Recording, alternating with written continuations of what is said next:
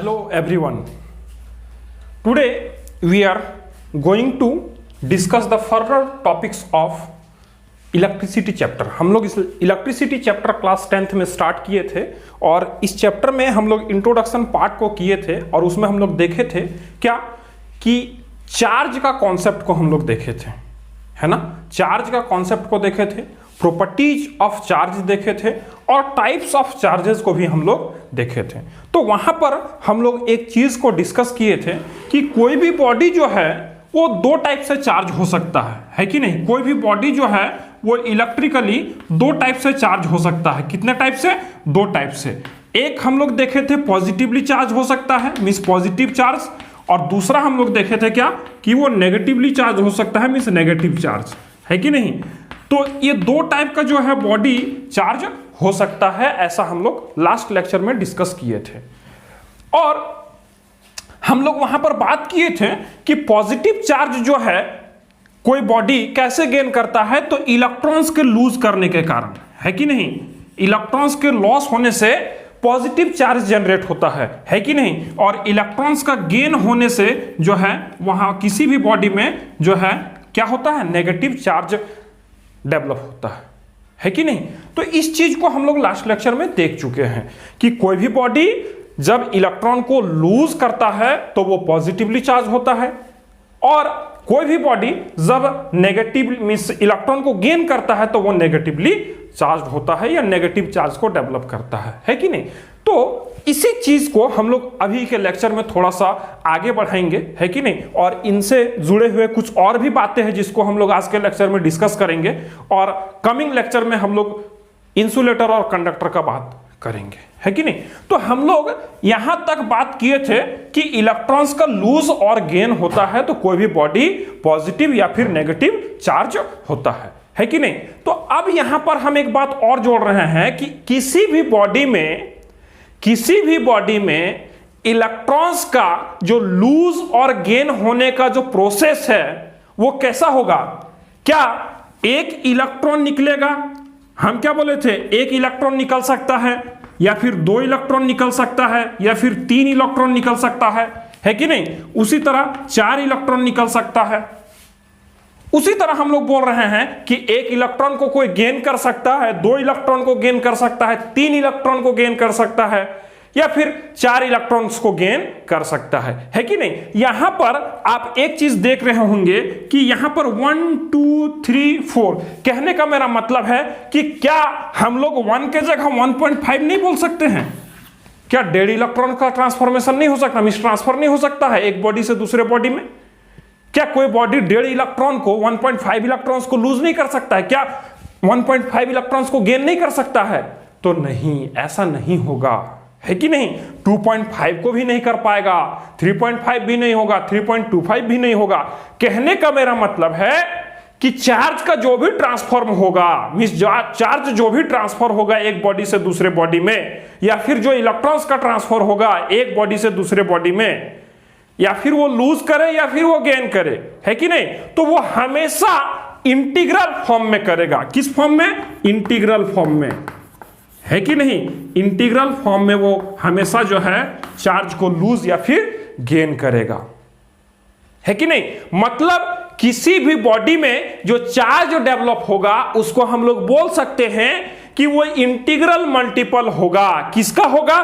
तो इस इलेक्ट्रॉन का चार्ज का इंटीग्रल मल्टीपल होगा, है कि नहीं। इस इलेक्ट्रॉन का जो है चार्ज का जो है वो क्या होगा, इंटीग्रल मल्टीपल होगा, है ना।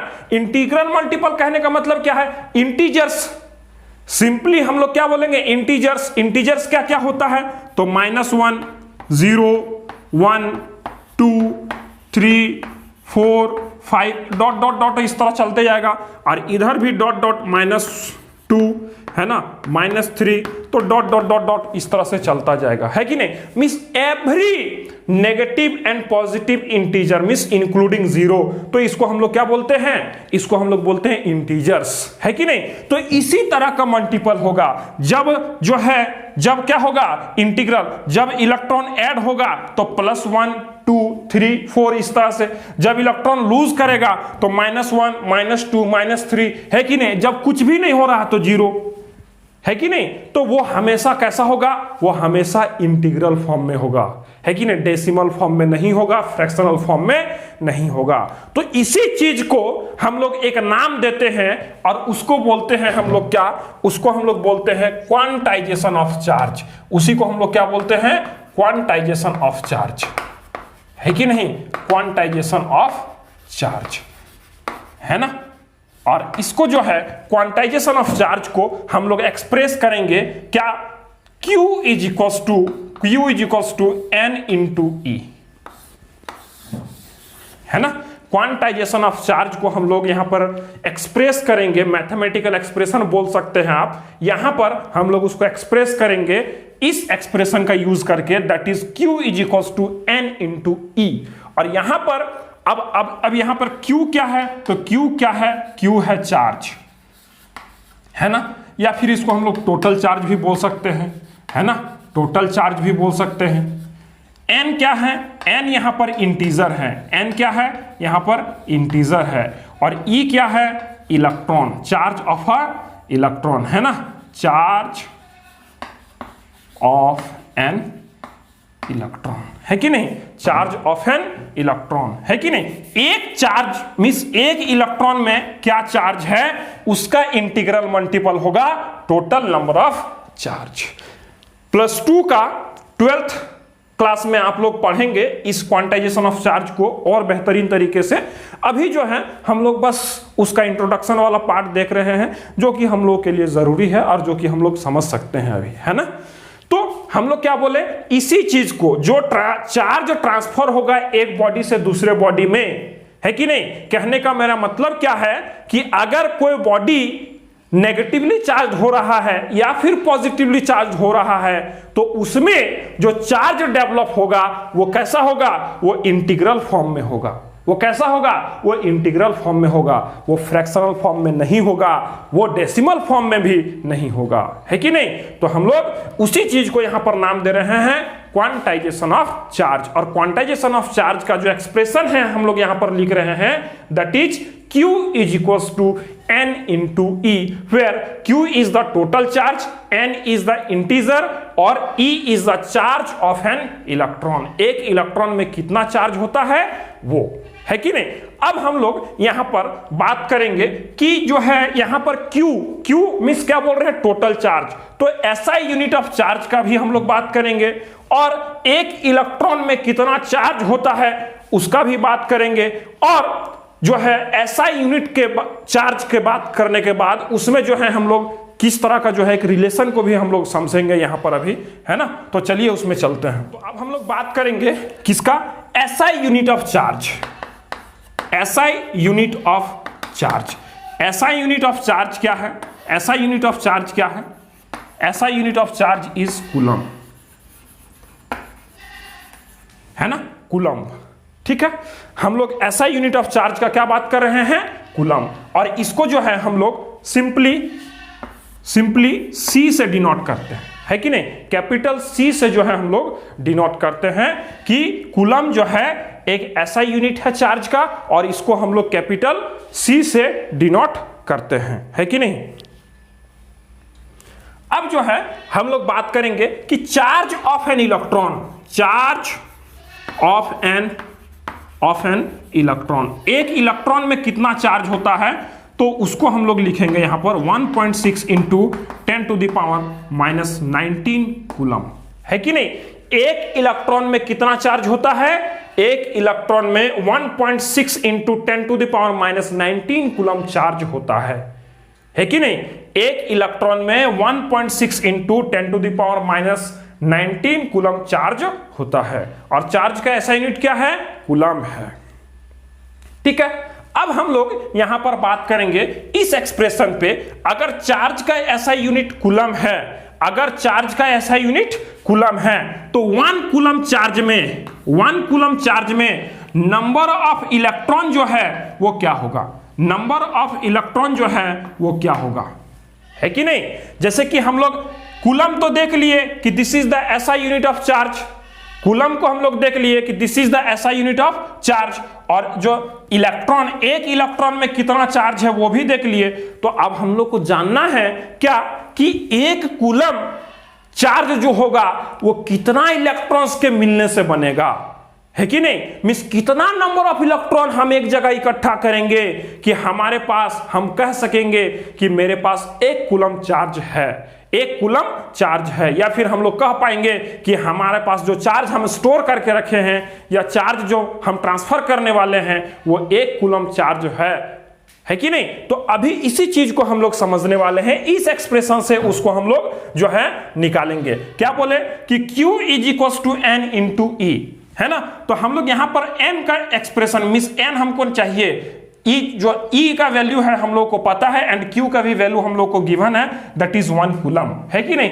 एक कूलम चार्ज में कितना नंबर ऑफ इलेक्ट्रॉन्स चाहिए, that is the value of N we have to calculate, है कि नहीं। तो अभी देखिए Q is equal to N into E, Q is equal to N into E, और N will be equal to what, N will be equal to what, Q upon E, है कि नहीं। ये हो जाएगा हमारा N का एक्सप्रेशन, है कि नहीं। N का हमारा एक्सप्रेशन क्या हो जाएगा, Q अपॉन E, है कि नहीं। तो अब जो है N का वैल्यू जो है हम लोग निकालेंगे। Q जो है यहाँ पर 1 कूलम है और E का जो वैल्यू है वो है 1.6 into 10 to the power minus 19 coulomb, है कि नहीं। अभी देखिए यहां पर कूलम और कूलम कट गया। अब नंबर का जो है कोई यूनिट नहीं होता है, इंटीजर्स का कोई यूनिट होगा क्या, तो इंटीजर्स में हमको कोई यूनिट मिलने वाला नहीं है। तो हमको जो है यहां पर क्या मिलेगा, इसका आंसर अभी देखिए 1 अपॉन 1.6, और इसको अगर हम ऊपर ले गए, है ना, इसको क्या हो जाएगा, ये जो है -19 अगर ऊपर हम ले जाएंगे उसको, तो वो क्या हो जाएगा हमारा +19 बन जाएगा, है कि नहीं।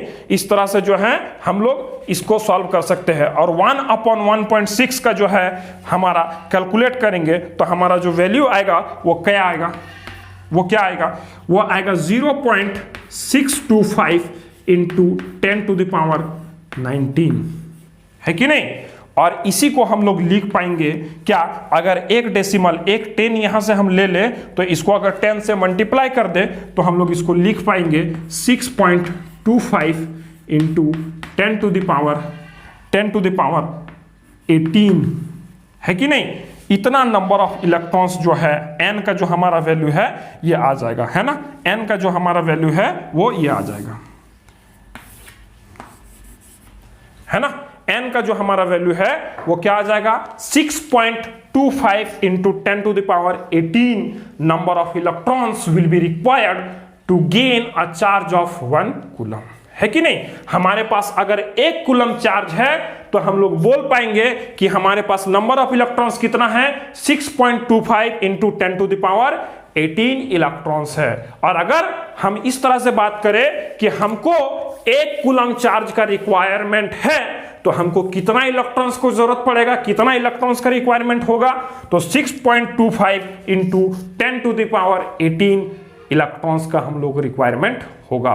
अब कितने सारे लोग यहां पर सोच रहे हैं कि अभी आपने कहा क्या कि जो है इलेक्ट्रॉन्स जो होगा वो हमेशा इंटीग्रल फॉर्म में होगा, इलेक्ट्रॉन्स जो होगा वो हमेशा इंटीग्रल फॉर्म में होगा, वो फ्रैक्शनल फॉर्म में और डेसिमल फॉर्म में नहीं होगा। तो एक बात मैं बता दूं कि 6.25 को जब हम 10 टू द पावर 18 से मल्टीप्लाई करेंगे, मतलब 10 में, है ना, यहां पर हम 10 में कितना, 1 में 18 जीरो लगाएंगे तो ये नंबर क्या बन जाएगा, डेसिमल रहेगा क्या, ये नंबर डेसिमल रहेगा क्या।